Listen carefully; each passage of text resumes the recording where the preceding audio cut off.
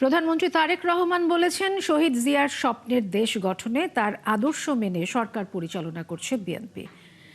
রাজধানীর কৃষিবিদ ইনস্টিটিউটে শহীদ রাষ্ট্রপতি জিয়াউর রহমানের মৃত্যুবার্ষিকীর আলোচনা সভায় একথা বলেন প্রধানমন্ত্রী তারেক রহমান।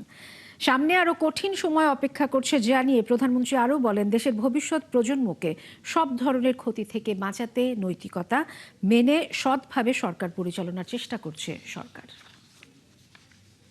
সামনে প্রথমত একটি অত্যন্ত কঠিন সময় অপেক্ষা করছে আমাদের সামনে। একই সাথে এই গুরুত্বপূর্ণ এবং কঠিন সময়ে আমাদের হেসে খেলে চলে গেলে খুব বড় ক্ষতি হয়ে যাবে। ক্ষতি কার হবে? ক্ষতি আপনার হয়তো হবে না, ক্ষতিটি হবে দেশের, ক্ষতিটি হবে আপনার ভবিষ্যৎ প্রজন্মের। অর্থাৎ ভবিষ্যৎ প্রজন্ম কিন্তু আপনারই উত্তরাধিকার তারা।